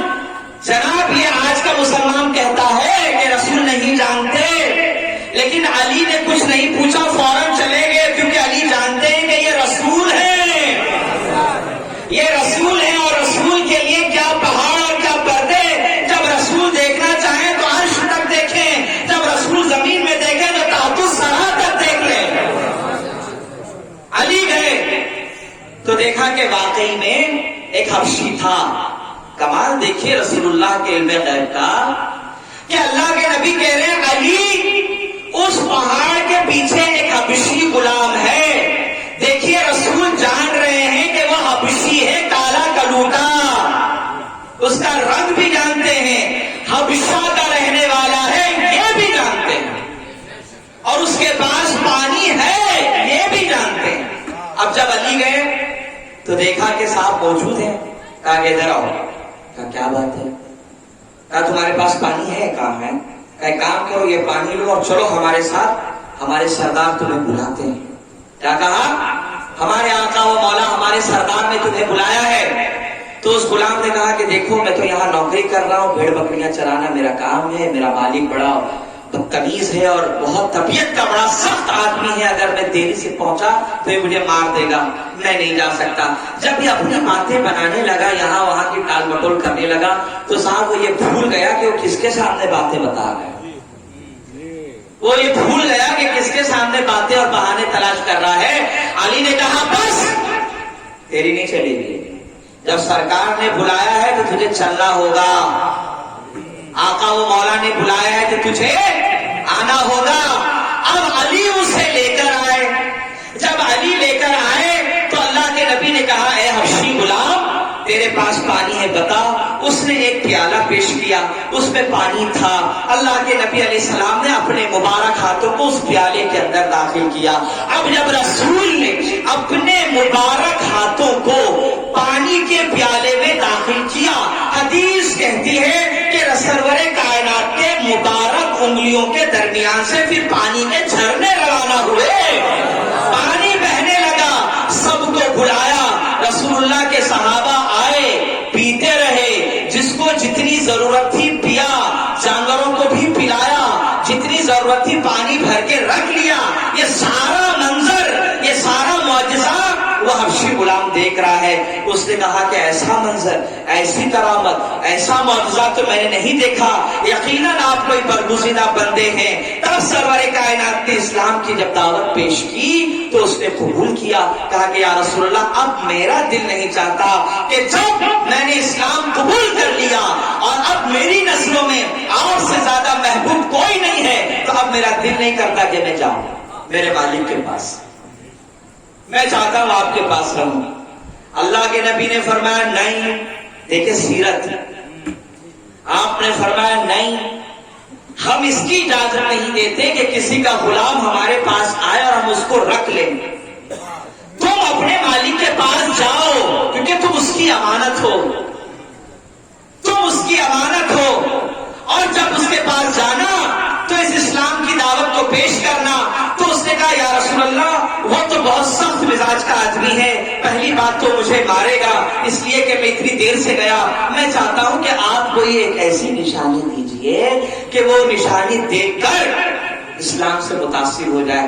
آپ صلی اللہ علیہ وسلم نے اپنے مبارک ہاتھوں کو اس کے کالے کلوٹے چہرے پر جب پھیرا تو تو صحابہ کہتے ہیں کہ ہم حیران ہو گئے، جب یہ آیا تھا تو کالا حبشی تھا، ہونٹ موٹے موٹے تھے، اگر آپ کو سمجھنا ہے کیسے تھے تو ویسٹ انڈیز والوں کو دیکھ لو، ساؤتھ افریقہ والوں کو دیکھ لو، ایسی ہی شکل و صورت کا انسان تھا، لیکن جب رسول کائنات کے مبارک ہاتھوں نے اس کے چہرے کو چھوا، صحابہ فرماتے ہیں اللہ کی قسم ایسا نورانی چہرہ ہوا، ایسا پرکشش چہرہ بن گیا کہ اس کے چہرے کو دیکھیں تو ایسا لگتا تھا کہ جیسے نور پھوٹ رہا۔ اب یہ گیا اپنے مالک کے پاس، سردار میں آ گیا، تو اس نے کہا بھائی تو ہے کون؟ کون ہے تو؟ کہا میں آپ کا غلام۔ تو میرا غلام کہاں سو سکتا ہے؟ وہ تو کالا کلوٹا حبشی تھا، تیرا چہرہ دیکھ چاند کی طرح چمک رہا ہے، تو کہاں سے میرا غلام ہو گیا؟ تو اس نے کہا نہیں آقا میں آپ ہی کا غلام ہوں، دیکھو آپ کی بیوی کا نام یہ ہے، آپ کے بچوں کا نام یہ ہے، آپ کی اتنی اونٹنیاں ہیں، آپ کی اتنے بکریاں ہیں، آپ کی اتنی پراپرٹی ہے، میں فلاں جگہ جا کے چلاتا ہوں۔ جب اس نے ساری باتیں بتا دی تو اس نے کہا باپ رے تو میرا غلام، مگر تھا کالا کلوٹا، اتنا حسین خوبصورت نورانی کیسے بن گیا؟ تب اس نے رسول کائنات کا معجزہ جب بیان کیا تو اس نے کہا کہ اے نادان تو کتنا خوش نصیب ہے کہ تجھے سرور کائنات کی صحبت نصیب ہوئی، اسلام کا نور تیرے چہرے سے جھلک رہا ہے، چل مجھے بھی لے کر اس محمد کے پاس، میں بھی چلتا ہوں، اپنے دل کو جگمگاتا ہوں۔ وہ اپنے غلام کے ساتھ سرکار کی بارگاہ میں آتا ہے، مصطفیٰ کو دیکھ کر کہتا ہے اشہد ان لا الہ الا اللہ واشہد ان محمد رسول اللہ۔ اس کے بعد کہتا ہے یا رسول اللہ پہلے میرا غلام آپ کا غلام تھا، میں اس کا مالک تھا، لیکن اسلام قبول کرنے کے بعد یہ اور میں ہم دونوں آپ کے غلام ہیں اور آپ ہمارے مالک ہیں۔ نعرہ تکبیر، نعرہ رسالت، نعرہ حیدری، نعرہ رسالت۔ عزیزان ملت اسلامیہ، راتیں ختم ہوگی مگر باتیں رسول اللہ کی بولو نہیں ختم، کیونکہ اللہ نے وہ شان دی ہے نا، وہ مقام اور مرتبہ دیا ہے، اسی لیے تو ہم شفاعت کے لیے جس کی ذات سے امید لگائے بیٹھے ہیں وہ سرور کائنات کی ذات ہے نا، کہ جب لوگ اپنے اعمال کے ساتھ آئیں گے اور پتہ چلے گا کہ ان کے لیے جہنم کے فیصلے ہو گئے، تو ایک ہی ذات ہے جو ان کو جہنم سے بچا سکتی ہے، وہ ہے رسول اللہ کی ذات۔ لوگ جناب آدم کے پاس جا کر کہیں گے کہ آپ ہمارے ابا ہیں، اب آپ کی اولاد ہیں، غلطیاں کر کے آئے ہیں، سزا کے طور پر جہنم میں داخل کیا جائے گا، آپ ابا ہیں ہمیں بچا لیجیے۔ جناب آدم کہیں گے اذهبوا الی غیری، کسی اور کے پاس چلے جاؤ، آج تمہارا باپ ہو کر بھی میں تمہارے لیے کچھ نہیں کر سکتا۔ صاحب لوگ مایوس ہو کر میدان محشر میں گھومتے رہیں گے، سمجھ رہے ہیں آپ؟ میدان محشر میں گھومتے رہیں گے اور گھومتے گھومتے ہر نبی کے پاس پہنچیں گے، جناب عیسیٰ کے پاس، موسیٰ کے پاس، داؤد کے پاس، ابراہیم کے پاس، اسماعیل کے پاس، سب کی بارگاہ میں جانے کے بعد سب کو ایک ہی جواب ملے گا اذهبوا الی غیری، کسی اور کے پاس جاؤ، آج ہمارا کام نہیں ہے۔ جب لوگ مایوس ہو جائیں گے تب لوگوں کے دلوں میں یہ بات اللہ کی جانب سے ڈالی جائے گی کہ آج مجرم، نیک اور پرہیزگار سب ایک میدان میں جمع ہیں، مجرموں کو سزا طے ہے، نیک لوگوں کے لیے جزا طے ہے، لیکن اگر مجرم اگر آج بچنا چاہتے ہیں تو اس جرم سے مجرموں کو بچانے کے لیے اگر کوئی ذات کوئی کام آنے والی ہے تو سوائے میرے محبوب کے کوئی تمہیں نہیں بچا سکتا۔ اسی لیے جب لوگ رسول اعظم کے پاس جائیں گے تو آپ صلی اللہ علیہ وسلم یہ نہیں کہیں گے کہ اذهبوا الی غیری، کہ کسی اور کے پاس جاؤ۔ جب لوگ کہیں گے یا رسول اللہ ہم آپ کے امتی ہیں، گنہگار ہیں، چلے آئے، اپنا منہ اٹھائے، اب اللہ کے عذاب میں گرفتار ہیں، جہنم کے فیصلے ہو گئے، تب اللہ کے نبی ساری باتیں سن کر صرف یہی کہیں گے انا لہا، میں اسی لیے ہوں، انا لہا، میں اسی لیے ہوں، گھبرا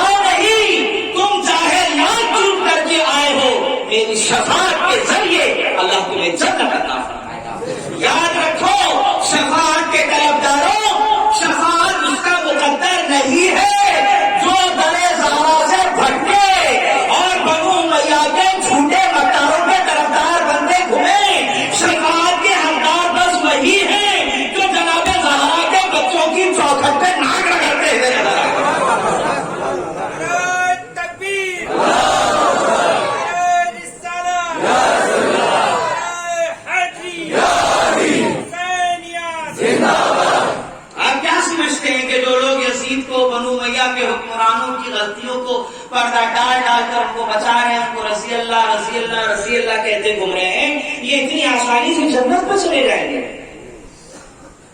جس نے رسول اللہ کے بچوں کے خون کو پانی کی طرح بہایا ہو، وہ اس لائق ہے کہ جنت کی خوشبو پا جائے؟ جب وہ اس لائق نہیں تو اس کے طرفدار اس لائق ہیں کہ وہ چلے جائیں گے۔ یاد رکھو جنت رسول اللہ کی۔ اب ایک بات کہہ کے میں مسائل کی طرف بڑھتا ہوں ساتھیوں۔ دیکھیے، جب مجھے نہیں پتا، میں آپ سے پوچھ رہا ہوں، مجھے جواب دینا۔ آپ جب کوئی پراپرٹی خریدتے ہو یہاں، جیسے مثال کے طور پر یہ جگہ مجھے خریدنی ہے، ٹھیک ہے، تو پہلے میں مالک معلوم کروں گا، توجہ، پہلے میں مالک معلوم کروں گا، تو پتا چلا مثال کے طور پر کہ اس کے مالک جو ہیں ہمارے جمال بھائی ہیں، ٹھیک ہے، تو میں جمال بھائی کا اچھا دوست ہوں، انہوں نے مجھے اشرا پڑھنے بلایا، تو میں نے کہا کہ مولانا یہ جگہ میری ہے، آپ خرید لیجیے گا، اتنے اتنے لاکھ کی جگہ ہے۔ بہت توجہ رہیے گا، بات پہنچا رہا ہوں آپ تک۔ وہ کہہ رہے ہیں کہ صاحب اتنے اتنے لاکھ کی قیمت ہے، جگہ کا مالک میں ہوں، اور آپ پیمنٹ لیجیے اور آگے بڑھیے۔ تو مجھ میں اگر ذرا بھی سمجھداری ہوگی، ڈیل کا ایک اصول ہوتا ہے نا، سسٹم کاروبار کا، تو میں سب سے پہلے کہوں گا کہ جمال بھائی آپ اپنے کاغذات بتائیے، یہی سے سمجھتے سمجھتے چلیے گا آپ میرے ساتھ، آپ اپنے کاغذ بتائیے۔ اس کو ہمارے مہاراشٹر کے اندر کہا جاتا ہے 7/12۔ کیا کہا جاتا ہے؟ یعنی پیپر کے اندر اگر مالک کا ہی نام ہے اوریجنل، سمجھ رہے ہیں آپ، پیپر کے اندر مالک کا ہی نام ہے تو ان کاغذات کو کہا جاتا ہے کہ یہ 7/12 اس کا ایک دم کلیئر ہے۔ تو جب 7/12 کلیئر ہوگا تو مطلب آپ پراپرٹی ڈیل کر سکتے ہیں، آپ کو دھوکے بازی نہیں ہوگی۔ آپ کے یہاں کیا کہتے ہیں صاحب اس کو؟ پیپر کے اندر اگر مالک کا نام ہو تو اس کو کیا کچھ نام دیا جاتا ہے؟ کیا کہتے ہیں؟ سمجھ رہے ہیں آپ نے کیا کہا؟ تو اب 7/12 ذہن میں رکھیے گا، میں آپ کو بتا رہا ہوں، یعنی اصل مالک اس کا نام پیپر میں ہونا ضروری ہے۔ میرے بھائی بہت توجہ سے سمجھیے گا، جنت اللہ نے پیدا کی، اللہ ہے اس کا خالق، اللہ بولو خالق، اللہ نے جنت کو مالک بنایا، محمد رسول اللہ کو، جناب زہرا کو، حسنین کو، علی کو، یہ 5 پنجتن ہیں جنت کے اصل مالک۔ تو اب سنیے، جنت میں جانے کے لیے جنت کا 7/12 جب آپ چیک کرو گے تو پتا چلے گا کہ جنت کی جو اصل پراپرٹی میں کاغذات بھی جس کے نام ہیں، اس میں پہلا نام محمد رسول اللہ کا ہے، دوسرا نام علی کا ہے، تیسرا نام زہرا کا ہے، 5 گھنٹے بچوں کا نام ہے۔ تو اب جو آپ کو گلی گلی گھوم گھوم کے کہہ رہے ہیں ہمارے ساتھ آ جاؤ، جنت پہ چلیں گے، جنت پہ چلیں گے، ان سے پوچھئے کہ جنت کا 7/12 ہے آپ کے پاس؟ جنت کا 7/12 رکھتے ہیں آپ اپنے پاس؟ اگر آپ کے 7/12 میں علی ہے تو پھر ہم آپ کے ساتھ ہیں۔ اگر جنت کے کاغذات جو آپ دکھا رہے ہیں اس میں حسن حسین ہیں تو پھر ہم آپ کے ساتھ ہیں۔ تاجدار ملت اسلامیہ، آج پوری دنیا میں لوگ فری میں جنت بانٹتے گھوم رہے ہیں، تو آپ جنت کے چکر میں ایمان مت خراب کریے گا۔ جب کوئی آپ سے کہے کہ ادھر آؤ جنت ادھر ہے، تو آپ پوچھئے کہ پہلے جنت کے پیپر بتا، جنت کے مالک کے نام، جناب زہرا، حسنین، جناب علی اور رسول اللہ سے اگر تیرا تعلق ہے تو تو میرا اپنا ہے، اگر ان سے تیرے رشتے ٹوٹ چکے ہیں تو الگ میں سمجھ رہے ہیں آپ؟ ملت اسلامیہ، نبی محترم صلی اللہ علیہ وسلم کی شان مقدس اور آپ کی بابرکت ذات جس پر گفتگو کرنا ہر ایک کے لیے انتہائی بابرکت اور ذریعہ نجات، لیکن میرے دوستوں انتہائی افسوس کی بات یہ ہے، توجہ کریے گا بات کو، میں مسائل کی طرف اپنی گفتگو کو لے کر چل رہا ہوں۔ اللہ کے نبی کی اتنی بلند شان جاننے کے بعد بھی میرے خیال سے लोग आते रहेंगे इंशाल्लाह, ठीक है ना। तो वो आएंगे ना तो थोड़ा सा आपको जरा करीब करीब होके अपने भाइयों को जगह दे, जल्दी थोड़ा करीब करीब हो जाओ, बहुत अच्छी बात। और कल से महफिल में कोशिश करना एकदम आगे आके बैठना, ताकि पीछे से जो लोग आए ना तो उनको जगह मिल जाए, ठीक है। बस ज्यादा शोर शराबा नहीं, बच्चे खामोश रहें, क्योंकि अब महफिल बिल्कुल इख्तिताम की तरफ जा रही है। अज़ान मिल्लत इस्लामिया जिसको जहां जगह मिले वो वहां बैठे, बस यूं समझ लें वो जगह हुसैन ने उसके लिए बुक कर दी है।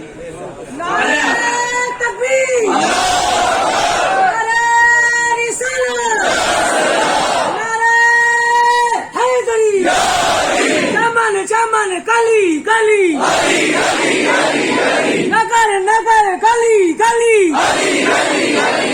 हम सबका मौला दामाद पैगंबर हसनैन का बाबा, सब मिलकर बोलो, सब चूम के बोलो, सब मस्त कलंदर,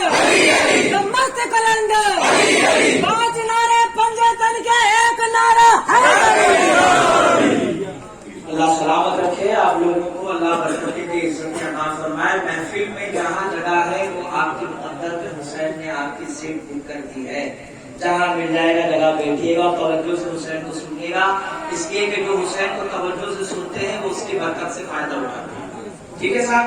चलिए आप लोग पीछे से आ रहे हैं ना, तो आप लोग अपना सिग्नल पीछे मत करिएगा, ये बार बार आप ऐसा बिस्कॉल देते हैं ना, ऐसे कौन आ रहा है, तो ये बिस्कॉल बंद कर दें आप थोड़ी देर के लिए, ठीक है साहब। आपकी तवज्जो मेरी तरफ रहिए, क्योंकि मैं पूरी तरीके से नेटवर्क 5G वाला दे रहा हूँ आपको, अली की मोहब्बत वाला नेटवर्क दे रहा हूँ, समझ रहे। तो आप जो है ना पीछे बार बार मत पड़िए, वो आते रहेंगे बैठते रहेंगे, ठीक है।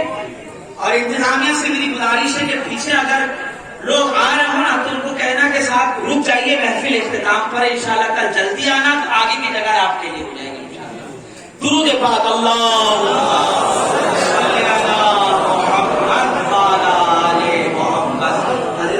इस्लामिया मैं अल्लाह की तौफीक से, मौला हुसैन की इनायतों से पिछले 7 साल से अशरा पढ़ता हूँ, लेकिन यकीन जाने इस महफिल में बैठकर इस मिंबर पर सच कहता हूँ जो मजा मुझे यहाँ मिल रहा कहीं नहीं आ रहा है, क्योंकि यहाँ तवज्जो से सुन के बात को समझकर आगे बढ़ने वालों की कसीर तादाद में यहाँ पर देख रहा हूँ अल्हम्दुलिल्लाह। और एक अजीब सी कैफियत है, बस यूँ समझ लीजिएगा कि अल्लाह की रहमत के साए महफिल में बरस रहे हैं, हर एक को हिस्सा मिलेगा इंशाअल्लाह। अल्लाहु अकबर। अज़ान मिल्लत इस्लामिया इतनी अजीम ज़ात रसूल कायनात की, लोगों को कदर करना चाहिए ना, बोलिए। मगर जनाब लोगों ने रसूलुल्लाह को कत्ल करने की प्लानिंग की, समझ रहे हैं। अभी हकीकतें सुनिए आप, हाँ ये जल्दी आपको नहीं सुनाएंगे लोग, आप आते हैं, लेकिन माफ कीजिएगा इस मजलिस के आखिर में भी अगर कोई बच्चा बैठा हो ना तो उसके बारे में मेरा ये ईमान है कि वो सिर्फ हुसैन के लिए आता है, वो नान खटाई और बूंदी और बिस्किट के लिए नहीं आता है, ये तो हुसैन का तबर्रुख है जो आपके हिस्से में अल्लाह पाक अता फरमा देता है। तो जब आप आए हैं तो कुछ सच्चाइयां सुनिए और दिल बड़ा रखकर सुनिएगा। लोगों ने रसूलुल्लाह को कत्ल करने की साजिश की, और पहली प्लानिंग वहां की जब हिजरत से पहले कि आज रात ये सोएंगे तो सारा कबीला मिलकर एक साथ हमला कर देगा। भाई सारे कबीले क्यों बुलाए आपने?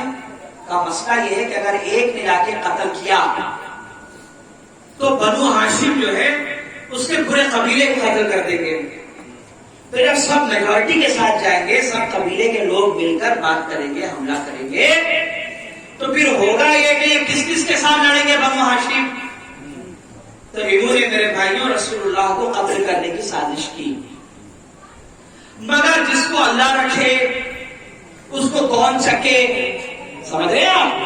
तो अल्लाह के नबी अलैहिस्सलाम को तो खबर थी कि ऐसा होगा, तो अल्लाह के नबी अल्लाह के हुक्म से जब हिजरत करने के लिए तशरीफ ले जा रहे थे तो अली को उस रात सुला दिया, समझ रहे हैं आप? आप सुनिए, जो मौलवी हजरात अली की सीरत पे ये कहते हैं कि साहब अली की हाइट छोटी थी, अली का पेट निकला हुआ था, भाई वो अली है, मौलवी नहीं। बुरा मत मानिएगा, اور بات کو ذرا سمجھیے گا، علی ہیں وہ مولوی نہیں کہ اتنی بڑی بڑے توڑ لیے گھومیں گے کہ یہاں بھی نام کھتا ہے، یہاں کا فاتحہ، یہاں کا حلوہ، یہاں کی مرغی، یہاں کی گیارہویں، یہاں کی چھٹی آنے دو. سمجھ رہے آپ؟ وہ علی ہیں. اور حضور کی سیرت میں کیا ہے؟ اللہ کے نبی علیہ السلام نہ تو بہت لمبے تھے نہ تو بہت ناٹے تھے، درمیانی ہائٹ تھی آپ کی، درمیانہ قد.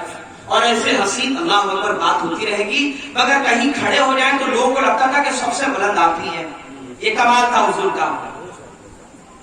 اور یہ ہائٹ اور پرسنالٹی کو عرب کے کافر دیکھتے تھے روزانہ. یہاں میں نقطہ دے رہا ہوں، سمجھیے گا. عرب کے کافر روزانہ یہ دیکھتے تھے کہ حضور کی ہائٹ کیا ہے، پرسنالٹی کیا ہے. تو جب رسول رات کو تشریف لے گئے اللہ کے حکم سے تو بستر پہ سویا کون؟ علی. تو جب علی سوئے تو معاذ اللہ اگر علی کی ہائٹ چھوٹی ہوتی اور پیٹ نکلا ہوتا تو لوگ یہ کہہ دیتے کہ صاحب یہ کون سویا ہوا ہے. سمجھ رہے ہیں آپ؟ لیکن جتنے حملے کے لیے آئے تھے تو بستر پہ علی کو لیٹا ہوا دیکھ کر سمجھ رہے تھے کہ محمد سوئے ہوئے ہیں. سمجھ رہے ہیں آپ؟ وہ یہی سمجھ رہے تھے کہ محمد سوئے ہوئے ہیں. لیکن چونکہ تقدیر میں شیر خدا پہ حملہ نہیں لکھا ہوا تھا، اب چوہوں کی اتنی ہمت ہے کہ شیر خدا پہ حملے کر جائیں. اللہ نے ملت اسلامیہ جب رسول اس پہلے حملے سے اللہ نے ان کو محفوظ کر کے لے گئے اللہ تعالیٰ، تو پھر انہوں نے سوچا کہ تبوک کا ایک اچھا موقع ہے. جنگ تبوک پڑھیے تبوک. بدر میں علی ہیں، احد میں علی کی بہادری دکھے گی، تبوک میں آپ کو چھپی ہوئی منافقت پتہ چلے گی کہ لوگ کلمہ پڑھ کے جو رسول کے پیچھے گھومتے تھے کہ کتنے خطرناک لوگ تھے. پوری پلاننگ تھی کہ جب تبوک سے رسول واپس آئیں گے تو پہاڑوں کی بلندیوں سے جب رسول جائیں گے تو پیچھے سے دھکا مار دیا جائے گا، سب مل کے ماریں گے. ایک نہیں، دو نہیں، 12 لوگ تیار ہوئے. 12 لوگ جو اس کام کے لیے سلیکٹ ہوئے کہ جب رسول آئے تبوک سے اور پہاڑ کی بلندیوں کی طرف سے جب نیچے اتریں گے تو یہ 12 مل کے ایک ساتھ حملہ کر دیں گے تاکہ رسول پہاڑ سے نیچے گر جائیں. اللہ نے یہاں بھی محسوس کیا مگر وہ جتنے 12 آئے تھے وہ ہمیشہ کے لیے داغدار ہو گئے. اللہ نے ایسی ذلت کی موت ان کے مقدر میں کر دی کہ جب مرے تو دوبیلا نام کے پھوڑے سے مر گئے. دوبیلا نام کے پھوڑے سے مر گئے. صاحب جب پھوڑا نکلتا تھا یہ گھر میں چھپے بیٹھتے تھے، نماز میں تو پہلی صف میں تھے مگر جب پھوڑا نکلا تو یہ گھر میں چلے گئے. لوگوں نے کہا وہ نظر نہیں آ رہے، پتا چلا صاحب بہت بیمار ہے، معلوم ہوا پھوڑا ہو گیا، مر گئے. صحابہ نے کہا مارا نہیں، جہنم میں گیا اس لیے کہ منافق تھا. اللہ کے نبی نے کہا جو منافق ہے اللہ اس کو دوبیلا پھوڑے میں موت دے گا. ان سے بھی اللہ نے محفوظ کیا. تو صاحب انہوں نے کیا کیا؟ خیبر کے دن اپنی چال چلی. میں رسول اللہ کے پاس کی سازش بتا رہا ہوں. انہوں نے کہا کہ کام کرو، زہر ملا دو کھانے میں اور نبی پاک علیہ السلام کو کھلا دیا جائے. یہ زہر ایسی منحوس چیز ہے کہ اس نے ہمیشہ اپنا رنگ دکھایا. رسول کو خیبر میں زہر دیا گیا گوشت کے ٹکڑے میں، جس کی وجہ سے آپ کی شہادت ہوئی. تمام شیعہ، تمام سنی اس بات پر اتفاق کرتے ہیں کہ رسول اللہ کا مثال نہیں، آپ کی شہادت ہوئی ہے. سمجھ رہے ہیں آپ؟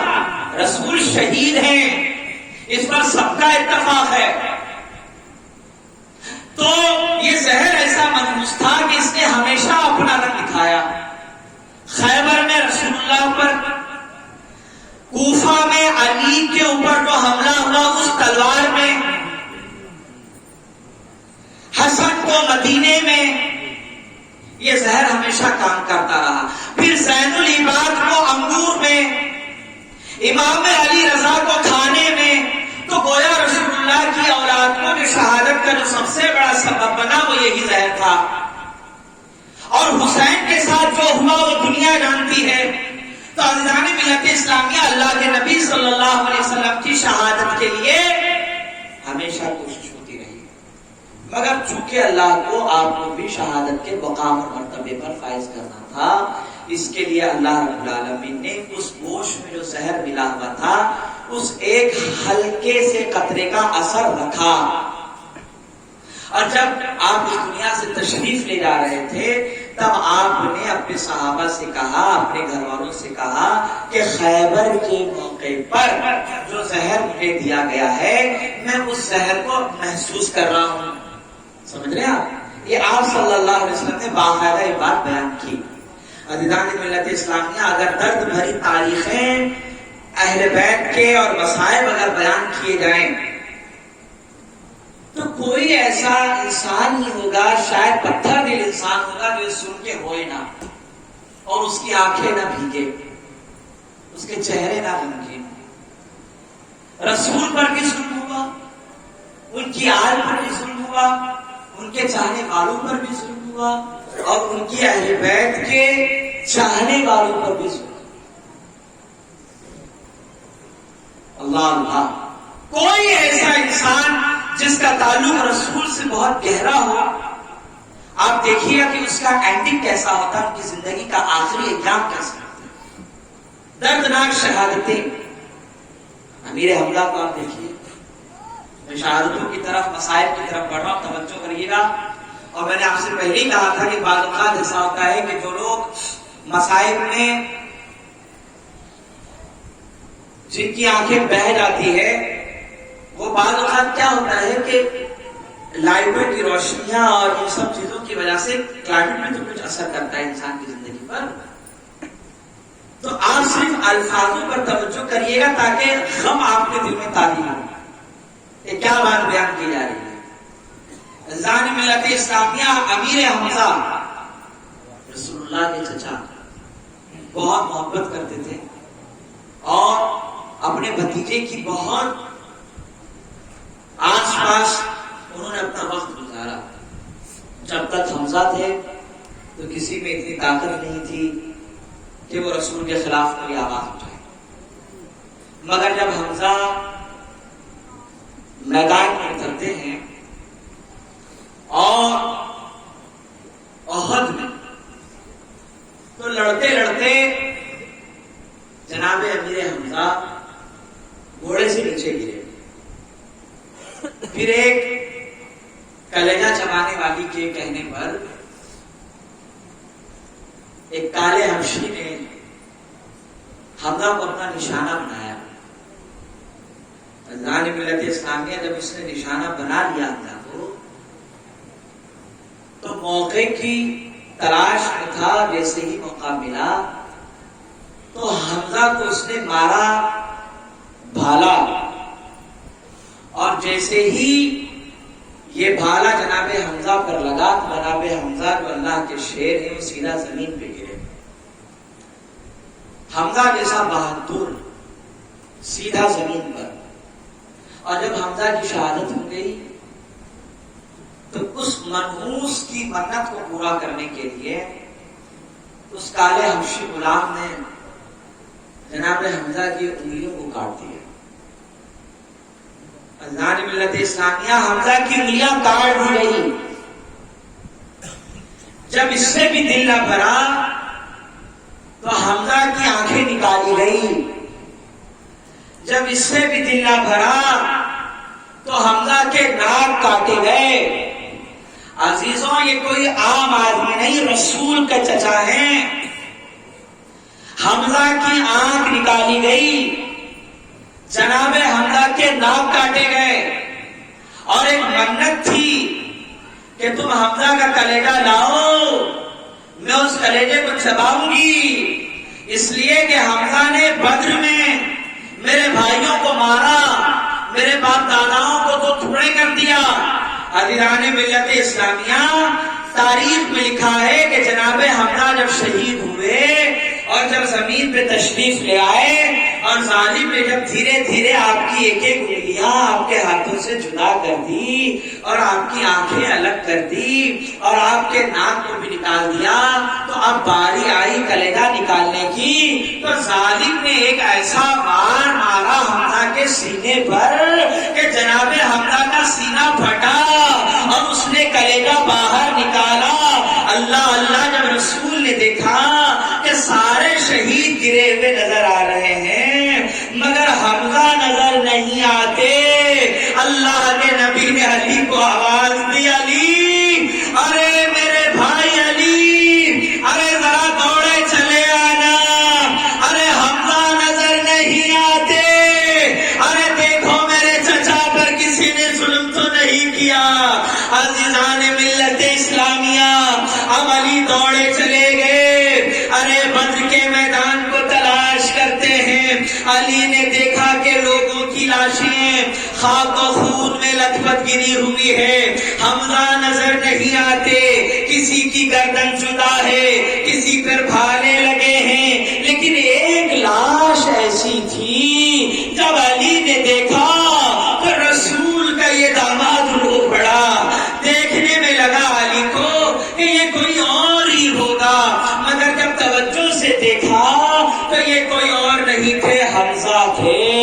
ارے حمزہ، آپ کی مظلومیت پر سلام کہ آپ کا کلیجہ نکالا گیا، آپ کی انگلیاں کاٹ دی گئی، ارے آپ کی آنکھیں نکالی گئی، آپ کی لاش کے ساتھ یہ بے حرمتی کا سلوک ہوا۔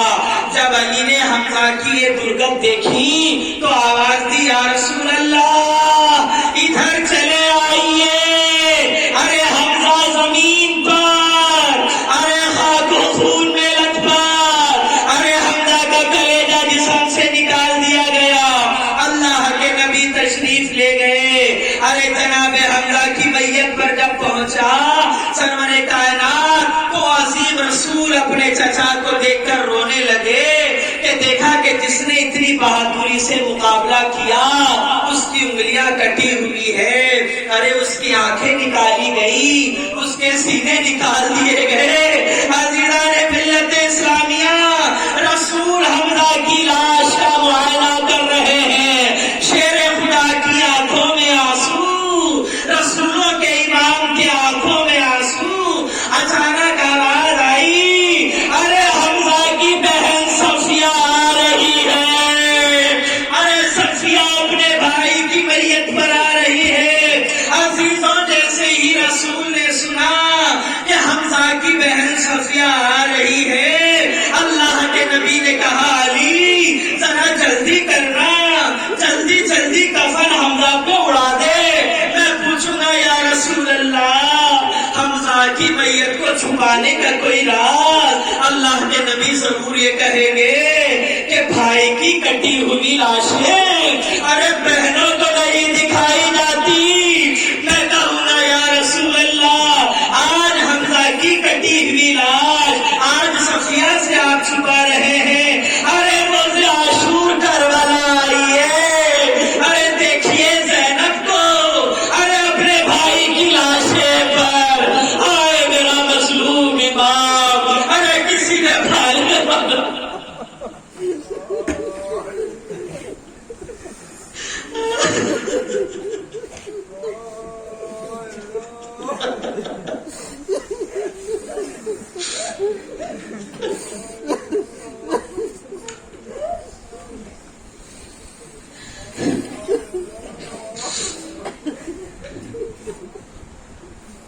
حمزہ کی لاش کو بہن سے چھپانے کا اتنا اہتمام کرنے والے آقا، روز عاشور حسین کو دیکھیے، یہ خاک و خون میں زہرا کا لال، ارے جناب زینب اپنے بھائی کی میت پر،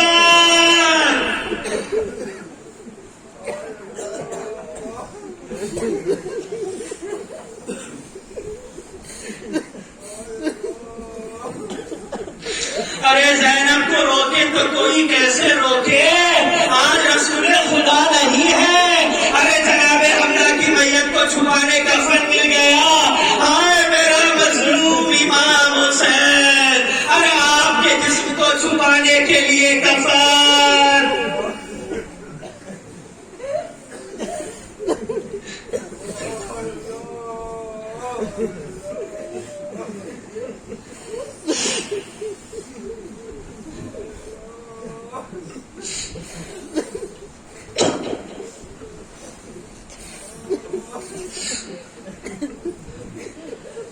اپنے بابا کی مظلومیت کو یاد کر کے ارے ساری زندگی میرا امام سجاد روتا رہا. کسی نے پوچھا سجاد کاربلا ہو گئی, ارے 30 سال ہو گئے اس واقعے کو, آج بھی آپ یاد کرتے ہوئے روتے ہیں, اپنے بابا کو اتنا یاد کرتے ہو. تو جناب سجاد نے کہا پوچھنے والے یعقوب کو اللہ نے 12 بیٹے دیے تھے, ارے ایک یوسف جب جدا ہو گیا تو یعقوب ساری زندگی روتے رہے, مگر اللہ نے یوسف کو لوٹا دیا.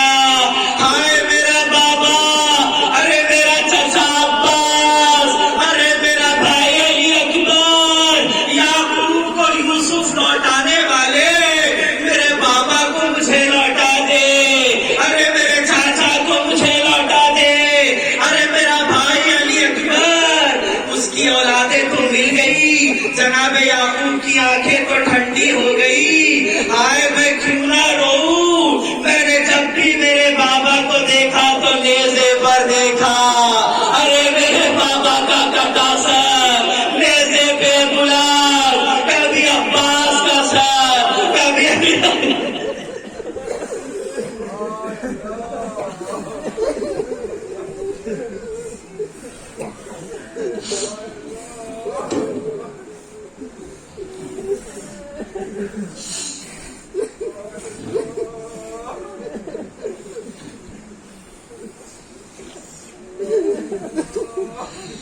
جانور کو ذبح کرتے وقت جب جانور کو پانی پلایا جاتا تھا تو میرا امام دیکھ کر کہتا تھا ہائے جانور تیرے نصیب, ارے ذبح ہونے سے پہلے پانی تو مل گیا, ارے میرا مظلوم بابا.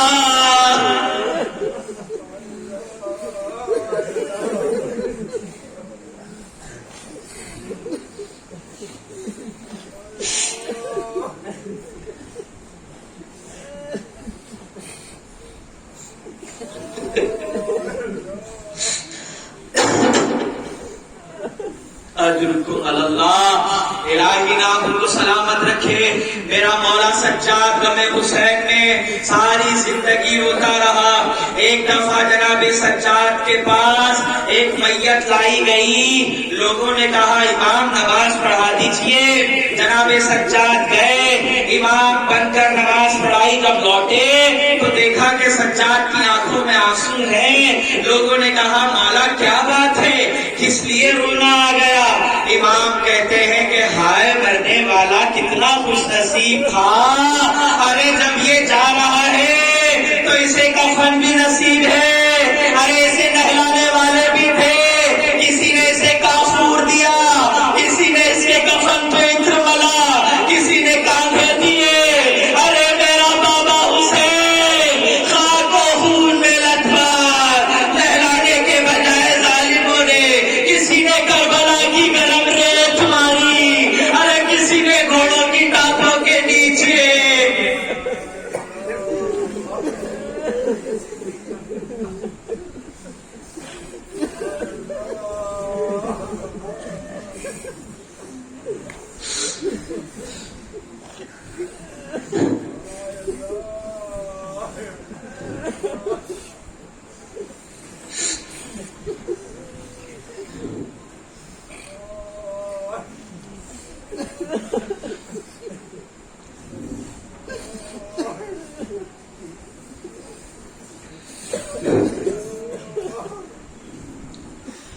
الہی ان آنکھوں سے نکلنے والے آنسوؤں کو جو ہمیں حسین میں بہتے ہیں, الہی ہماری شفاعت کا ذریعہ بنا دے. الہی ہمارے نام اعمال میں کچھ نہیں, جب روز حشر رسول کی بیٹی موجود ہو تو ہم کم از کم اتنا تو کہتے کہ زہرا تیرے بچے کا جب بھی محرم آیا ہم نے غم میں آنسو بہائے, حسین کی مظلومیت پر روئے. یہ جناب زہرا کی بارگاہ میں ان آنسوؤں کی قدر دیکھیے, یہ ایسے آنسو ہیں کہ جو جناب زہرا کے یہاں اس کی قدر ہے, اور یہی آنسو ہمارے لیے, ہماری آل کے لیے ذریعے نجات ہیں. جن کے چہرے غمگین ہو گئے، الہی ان کے چہروں کو بھی قبول کر. جو رو دیے مولا ان کے آنسوؤں کو قبول فرما. جو افسوس کر رہے ہیں غم حسین پر مالک دنیا کا کوئی غم نہ دے سوائے غم حسین کے. زندگیاں سلامت رکھ، آباد اور خوشحال رکھ. الہی ہم نہ جانے آئندہ سال کون رہے گا، اللہ جو رہے گا وہی غم حسین میں روئے گا. مولا کریم زندگی ملی ہے تو غم حسین میں نکلنے والے آنسوؤں کو قبول فرما. اشرکم اللہ، الہی اجر عظیم سے نواز، اپنی رحمتوں کے سائے میں جگہ عطا کر اور اپنا فضل اور اپنا کرم عطا فرما.